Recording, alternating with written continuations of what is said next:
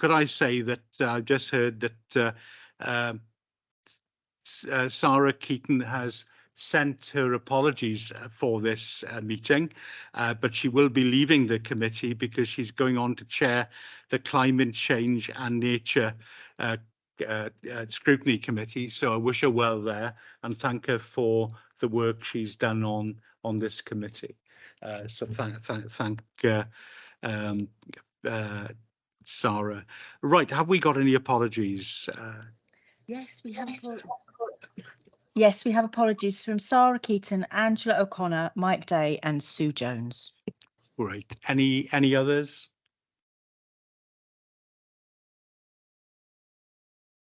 There we are. Are there any disclosures of a personal presidential interest? If so, Michelle can email out the template for you, the form to fill in. No, not by the look of it.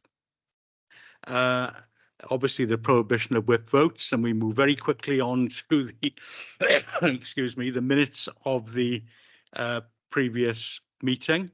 And if I could go through those for accuracy, page 1, page 2, and page 3. And if they're okay, could I have a proposer that they be taken as a true record? Sandra, thank you very much. Then there are letters. That was my letter to Councillor Robert Smith as the cabinet member, and his reply. I don't know if anybody's got any comments on those.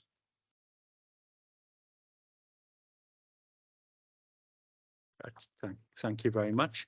And before we go on to the next item, which is looked after children, could I welcome Councillor Mike Dirk, who is the chair of the Education and Skills Service Transformation Committee. And whilst not a member of this committee, has been a member of this committee, but whilst not being a member of this committee, I invited him to come along if he wanted to, because it shows joined up working. So welcome, Mike, and it's really good to see you.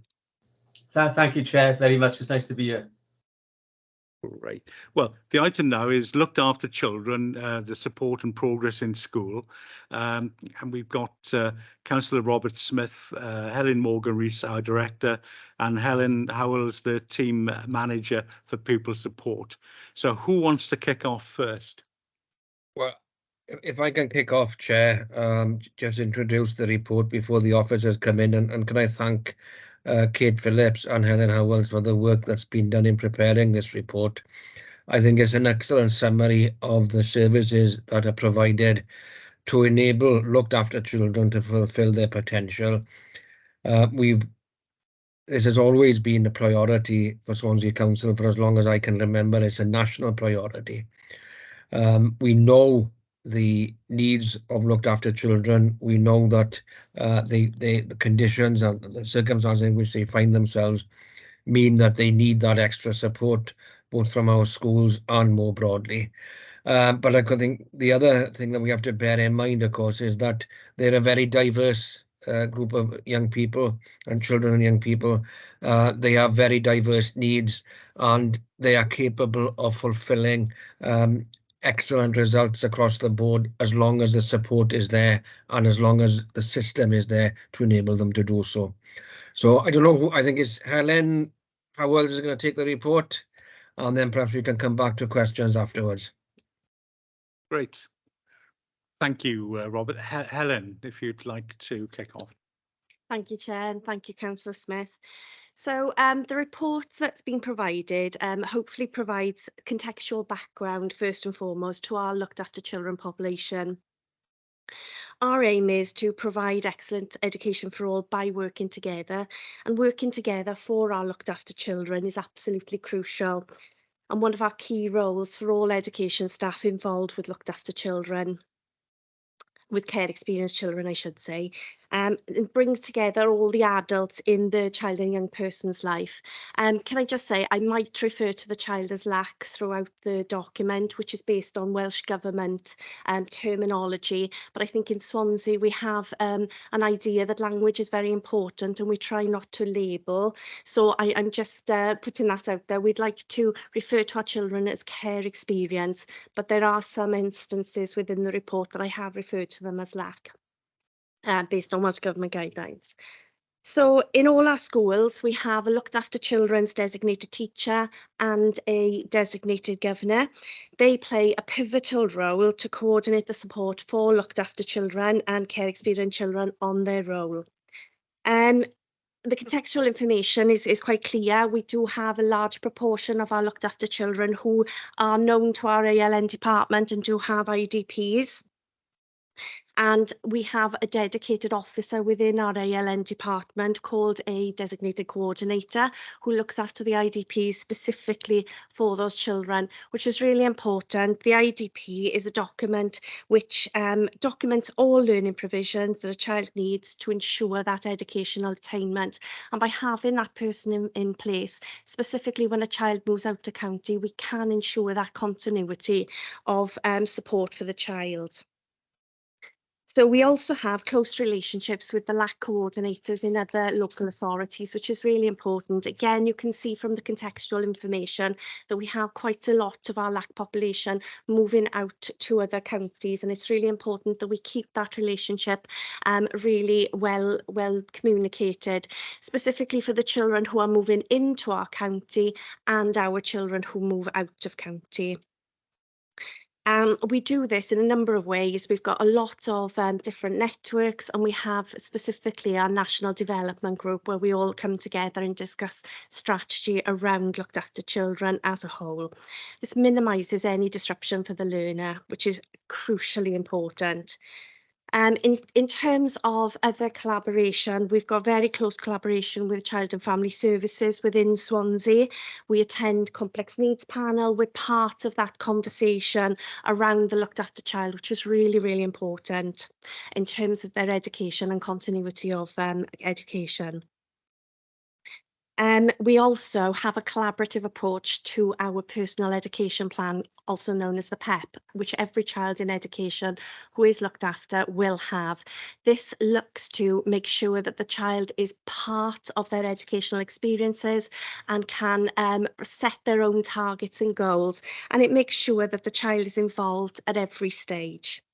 So we have a joint process to quality assure our PEP, which is really important, and that is included in one of the appendixes. Okay, so you will notice that I've said that in the PEP, we are looking at coming away from looking at performance indicators. We know that in terms of performance indicators, the interpretation is really difficult because of the size difference compared with the whole population, and we want to move away from that. So our new EPEP, which we are moving towards, has different indicators in terms of expectations, which is a little bit more palatable and far more important for that child, that we know where they are at each time in terms of their performance. Other performance indicators that we really like to use are in terms of attendance and destination data. It's really important that even if the child has a very, a difficult and bumpy start to their education, that they have that provision and we can signpost that provision post 16. In terms of school and the support that they give within school, there is a dedicated LAC PDG grant to help schools provide the support that children need within school. And section 4 of the report lists some of those interventions. I can, of course, expand on those during questions if you would like to. In terms of moving forward, we always provide training for our looked after designated teachers and our designated governors, which is really important, and we do that in-house. We also have a pack of support which is provided to us by our region, Partneriaeth, which is excellent support and excellent training, which all our Swansea schools do buy into. And one of our key focuses is to embed a trauma-informed approach, and that is key within our service delivery models and the support really that schools want to give. It's all based around trauma-informed.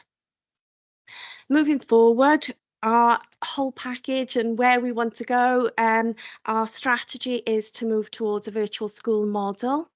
We have undertaken a lot of work within this, and we know where we're going with it. We have a IT pack of support which we've bought into, called well, actually the Swansea Virtual School, and this will provide lots and lots of advantages for us as a local authority, but not only that, the service that we can provide for the children.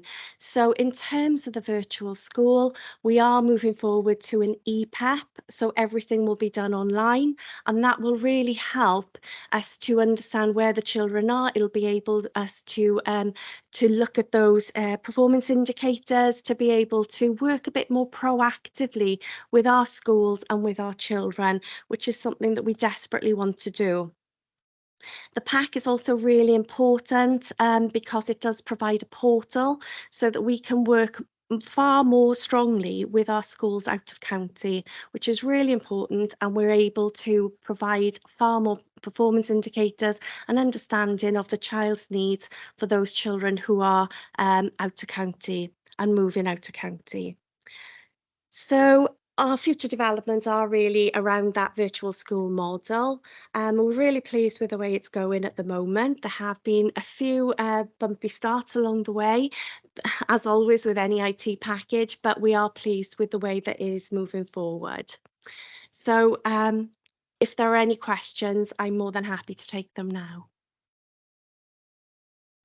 Great. Thank you, Helen, for the obviously putting the report together. Very comprehensive report. So, are there any questions, or Helen, do you want to come in at this stage? Thanks, Chair. I've got no particular comment, just to thank Helen for her diligent work in compiling the report. And as Councillor Smith said, it's a very diverse group, and meeting the needs of a diverse group really takes quite a complex approach. We take a complex approach to it to make sure we bespoke the education and really meet their needs. So that's an important point to consider as well. Thank you.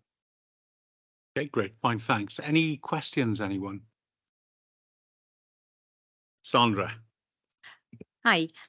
I just got a couple of questions about the data, that's sort of section 221. We've got 293 children who are looked after. 91 are looked after by Swansea, but have their education with other Welsh authorities. Now, that seems high. I just wonder if you could put a little bit of context to that for me, please. Yes, certainly. Those are the children who are placed out of county. We are not obviously the placing directorate. We react, I suppose, to where the children are placed and make sure that they've got that continuity in their education, no matter where they are placed. So for us, yes, it's high, but you can see that it is coming down slightly. There have been more in the past. So that would be where their home placement is. Right, thank you. And my other question again was connected with the ones that are in Swansea. We've got 20 of them that are that are EOTAs. 9 of those are Maestheru. The other 11, it's home tuition. How much contact time would those children have with education and specifically with a tutor, those 11 children? That would vary. What we do is make sure that, as Helen said, we have a bespoke curriculum to that child. So that child may be looked after in sense of that word, or have their education provision provided by home tuition, but there may well be other external provision or other provisions put in place to support the child. So the hours will vary, but the hours of home tuition will vary, but the education will be as full as it possibly can be, which would be bespoke to that child. And as you say, as I would count education, whether they're out on a work experience, a placement or whatever. But what I wondered for those, because obviously they're going to be a range of ages as well. These could be 10, 11-year-olds who probably aren't out on a work placement, but might be on something else. I just wonder if somewhere you could provide us with a little snapshot, if not now, in the future, as to what those 11 children would be doing as a typical week, if that's possible, please. I think that's entirely possible. Mhm.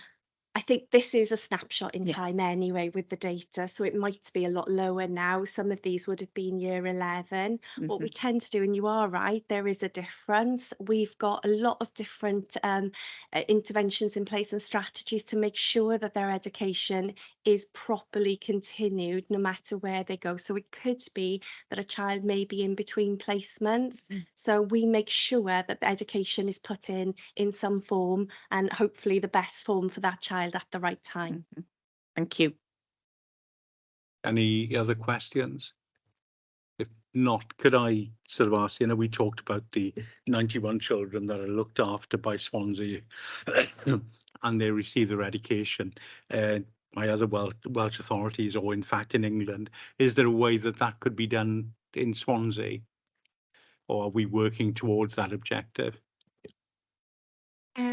It depends where they're placed. If they're placed, and I mean by placed in terms of their home environment, their home really, whether they're in foster care, whether they're in residential placement, it depends where that is. If they're close to Swansea and it's practical, we will always prefer to give a Swansea education to a Swansea child. However, there are some children who are placed in Pembrokeshire, some are in North Wales, and it's not practically possible to make sure that that education is provided by Swansea. Generally, we like to provide education within the environment and within the locality in which a child lives. So that's the reason why they're educated within their own communities. Some children who are looked after have lived in the community in which they've been placed for a long time. It wouldn't really be fair to say to them, have a Swansea education, where they really want to live and grow up in the community in which they're placed.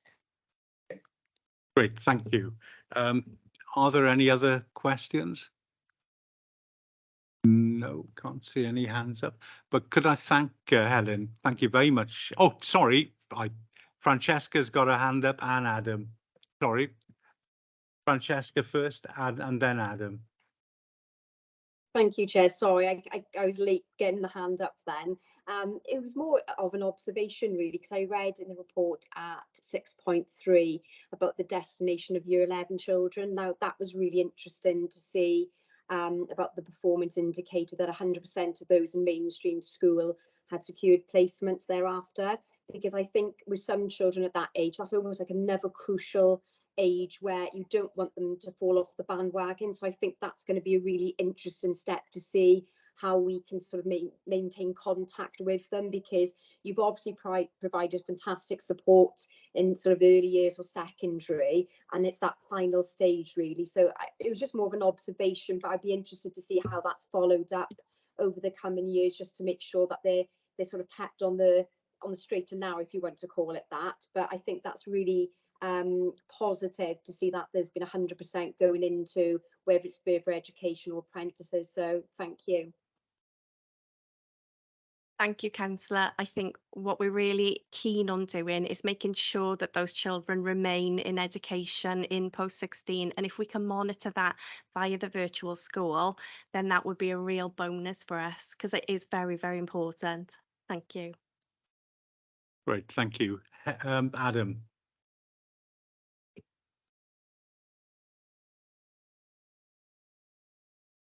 On mute, Adam. Rookie error, sorry guys. On page 14, 7.7.4, it says language guides for schools are being developed and further liaison with the CMET youth councillors being organised to present to head teachers regarding the power of language. I was just wondering if you could just elaborate a little bit more on that with regards to the process and how young people and students are feeding directly into that. Thank you. Yes, no problem. The CMET team is the Contextual Missing Exploitative Traffic team, and they work under Child and Family. We do work very closely with the team, and the Youth Council have created a language guide. And one of the reasons I made the point earlier about not labelling the child was something. This is something that came specifically out of the CMET Youth Council. The children do not like being labelled, and specifically the term lack is not pleasant. So I think that it's really important to make sure that we understand the needs of the child through the power of language. We have invited the CMET Youth Council to our cross-phase head teachers meeting on the in October. So I think that would be a really positive step forward in, into developing a language guide suitable for head teachers and teachers within education. Great, Thank you. Thank you. Yeah, if I can just say, Chair, on that specific point, we know acronyms and education lives on acronyms, but these are not lacks. They are looked after children, and they are children and young people that are being looked after. And I think that's something we got to bear in mind, that these are individuals, that they're not statistics. And I think that comes across in our report. And I think it needs to underpin the approach that we take to meeting these needs. Yeah, totally agree with that, because obviously, as you say, they are individuals and deserve that sort of respect. So very, very important. Are there any other questions? I can't see any hands up. So could I thank Helen and for that really thorough report and taking the questions as well. So thank you very much. Right, the next item on the agenda is the following up of the 10 Cabinet Development Committee recommendations. And again, there's here we've got Councillor Robert Smith, Helen Morgan, Retired Director, and Sarah Hughes. And Sarah was Head of Education Strategy. I don't know which one of you are going to lead on it. Again, if I kick it off, Chair, and it does frighten me that it's over a year since this report went to Cabinet, and I thank Councillor Mike Dirk and his colleagues for the work that went into producing this report. But also, can I thank Sarah for summarising the progress that's been made in addressing the committee's recommendations. Not all of them. We haven't seen progress in all of them, but these are large pieces of work. Some of them address the way we work, the culture of the organisation. So it's inevitable, really, that there will be more progress in some than in others. But can I hand over to Sarah, who I know will be able to take us through the content of the report, Chair? Sarah, welcome.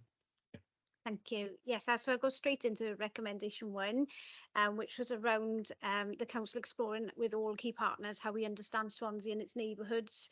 And we do that in sort of 2 key ways, really. One is around data, and in terms of statistical data, and we have a wide range of systems in education where we have detailed records around our learners, but also appropriate records and data from other directorates that are shared with us, quite a lot at a high level, but individual officers would have more access to more detailed information appropriate to their roles. So we have information really from birth, which aids in our planning, shows what areas those children are born in, but right through to contextual information in terms of deprivation and other key sort of bits of information that are important to understand the communities. But building upon that, I think partnerships is the real key element in understanding communities in more detail, and education are represented on a range of partnership meetings and committees and services, one example of this I sort of highlighted in the report is the Education Welfare Service, and they're integrated within the early help hubs, which are located across the county, and they feed back some of that information back to officers within the directorate, primarily in Helen's team. So Helen will be I'm glad you're here today to answer some of the more specific questions if they come up. But they've also met, looking forward, with local area coordinators, and they work in the community, so being able to have that real up-to-date information of what's happening in the here and now, and not just in the past, is really important to enable us to respond proactively to anything that sort of comes up, really. Additionally to this, it takes me into recommendation 2, but it is relevant to this recommendation as well, is the work of the partnership and involvement team. They're also based in the Social Services Directorate, but we work very closely with them around community engagement and learner voice. And it's really important to understand, you know, again, the current priorities for our learners and what's happening in their communities.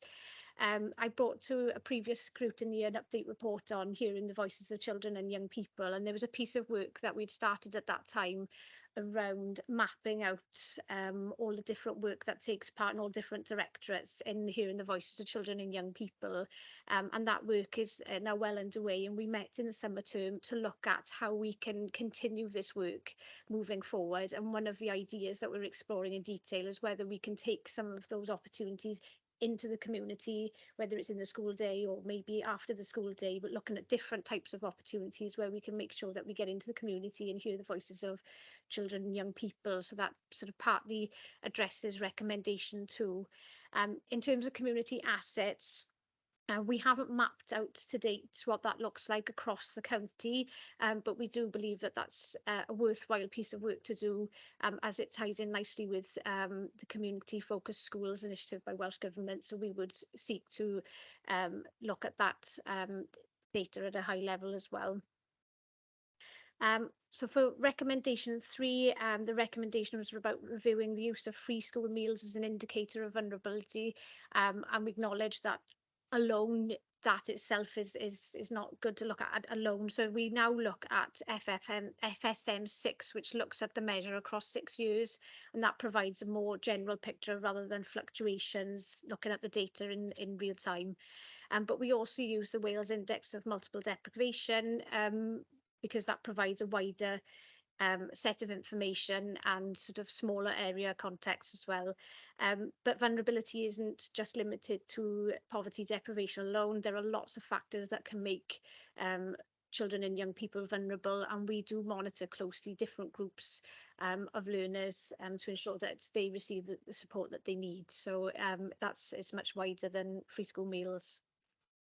So recommendation 4 hasn't been progressed to date, and the same with recommendation 5. However, the new curriculum will address the principles of philosophy, even if it's not undertaken as a subject in its own right.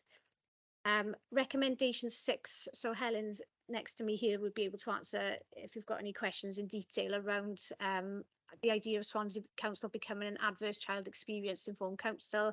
That is something that is in our corporate plan. It's something that we aspire to be. It's worth noting that every member of staff that's employed by the local authority must undertake safeguarding training. It's an e-learning module for adults and children, and within that module there is an overview of what ACEs are. So every member of staff will have that overview of what ACEs are. But the corporate safeguarding steering group have developed an action plan now to take that further for us to be an ACEs informed council. One of the really important elements that I've not put in the report, but Helen mentioned, was the language guide, and that the language we use with families and young people, because that is really important, how they feel and how they engage with our services. So that's something that will be a really important element to take forward. And also thinking about ACEs when we develop future policy as well, is always having that in mind and how it would affect those learners. So recommendation 7, developing on-site facilities to increase vocational opportunities in schools where required and continue to develop our vocational opportunities for all learners. I think we've discussed this in previous scrutiny meetings before about the importance of a vocational offer in Swansea. And in the Appendix A, there is a copy of our new vocational strategy, and within there is a priority to ensure that vocational opportunities are something that learners can consider, in line with future opportunities within the local authority area as well, or in the region, because you would want those young people to have employment opportunities once they've undertaken those vocational training. So that work is underway. We do have one school in Swansea that are exploring the possibility of adapting a space for vocational provision, and we are looking at other potential opportunities to consider as well. So that's early stages. There's nothing much else to report on at this time. In terms of recommendation 8, should there be resource available in the future, we would explore that one. So recommendation 9 was sort of 3 parts. It was, first of all, to ensure all pupils in Swansea were issued with a library card, that sports and leisure opportunities were promoted to them, and also ensuring outdoor learning as part of the school's curriculum. So the library services have advised us that this did used to be a national initiative where all learners were given a library card in the past, but that ceased, and there was a number of reasons, one around the success of that initiative, but also around data protection in gathering large amounts of data to be to issue those cards to families. But what the library service did advise was that, and this does happen, is that schools can approach the library service to either to get cards for the class or support individual families in getting one, but the parent does have to sign up because of the data that's been exchanged between the services.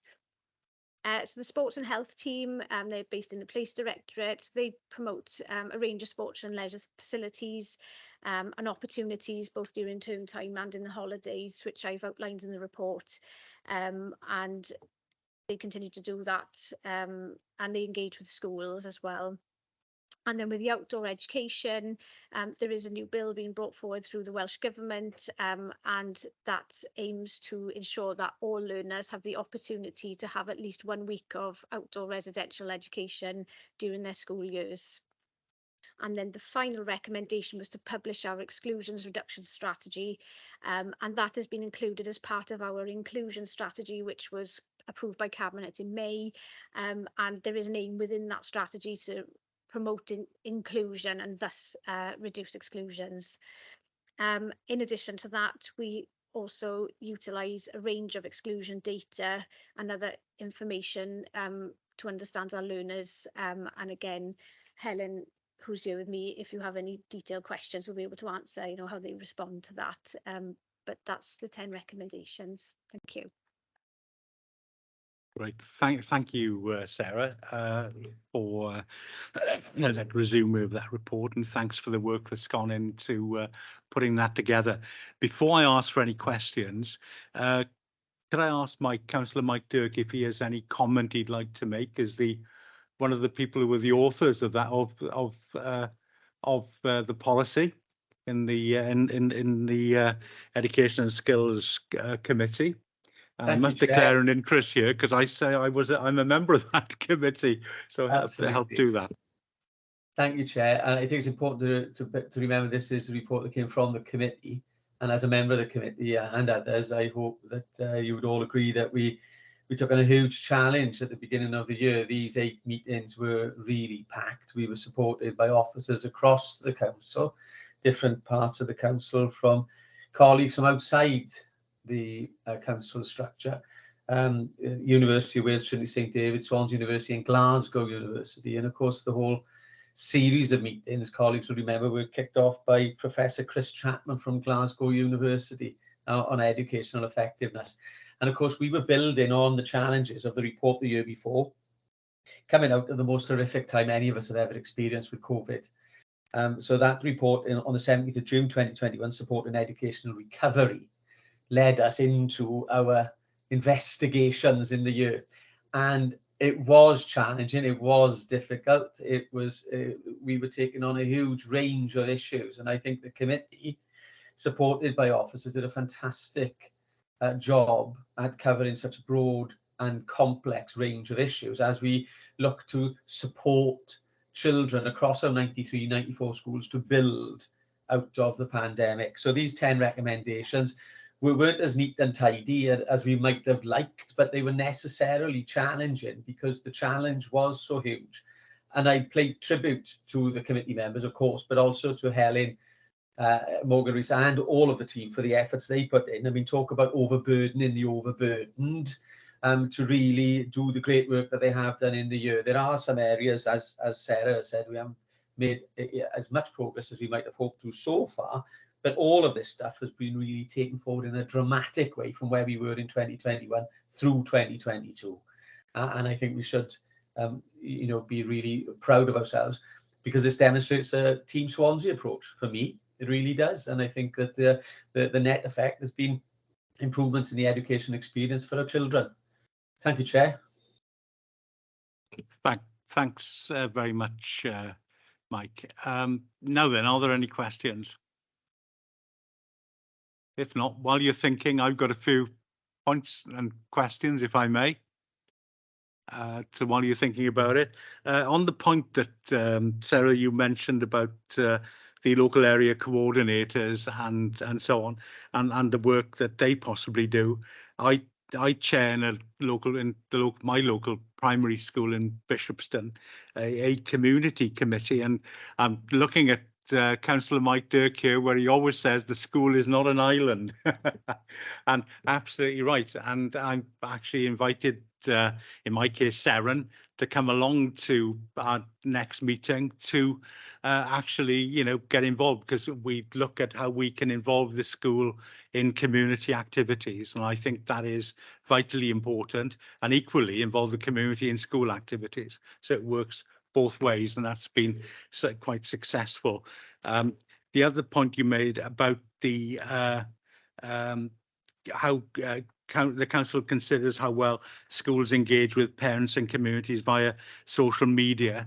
This is very often happening in school, and I can think of 2 schools that I'm involved with where it does happen, and it may be worth, and I don't know if you do, but actually going out to those schools to see what is actually happening, because that work is possibly happening on the ground, and that would be a way of pulling that to sort of together to look at it. But it does, I know, we use WhatsApp and social media, website and so on. So it's Facebook and so on. So that might be a way of looking at that, if I may.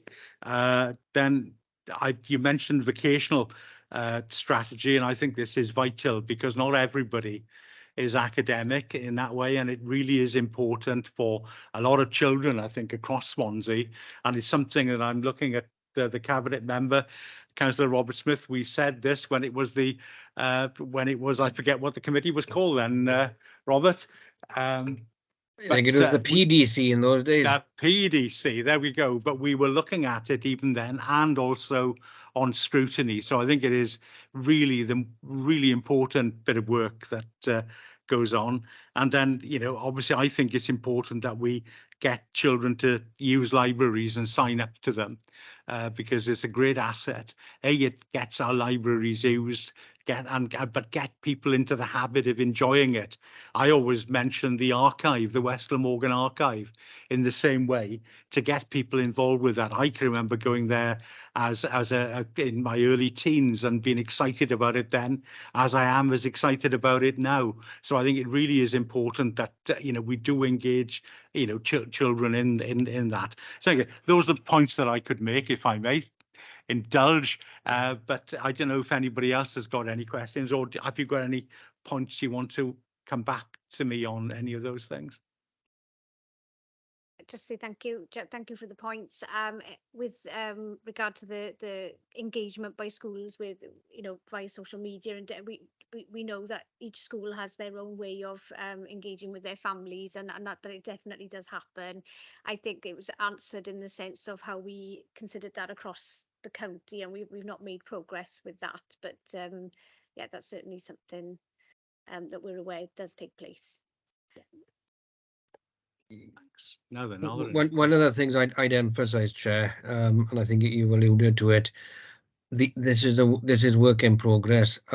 Some things have been achieved, but I mean, some of these are things that we need to address on a long-term basis. And you mentioned the vocational education strategy. That is something that's receiving attention.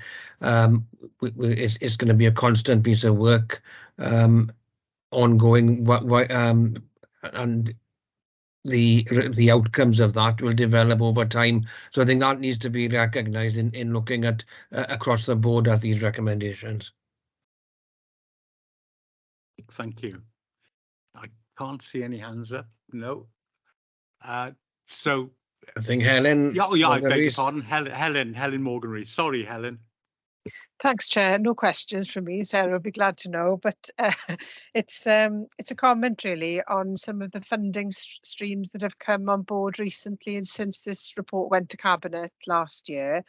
So in terms of Welsh Government giving us grants around community focused schools, family liaison officers, that's become available to us, and we've been able to share that funding with our clusters and indeed a number of our schools.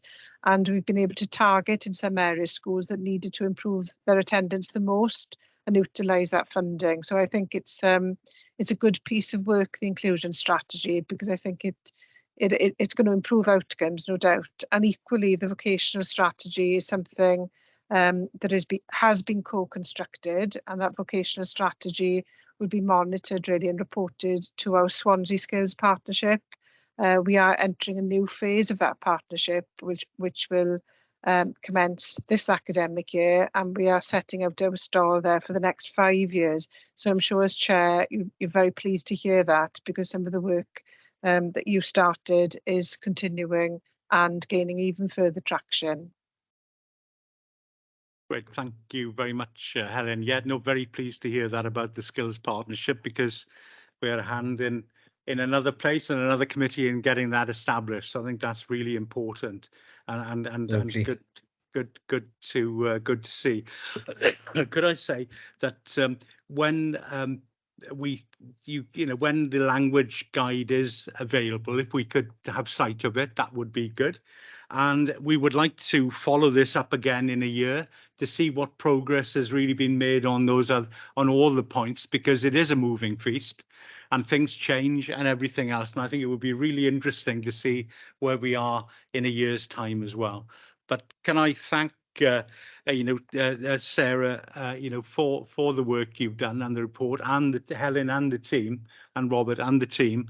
Well, I'm sure we'll see you before that. We'll see you in a year's time or thereabouts, when we can talk about further progress on these recommendations. So thank you very, very much indeed. And if you like, you can escape now. Yeah, it's up to you. You're very welcome to stay, but you can escape. But to say thank you both.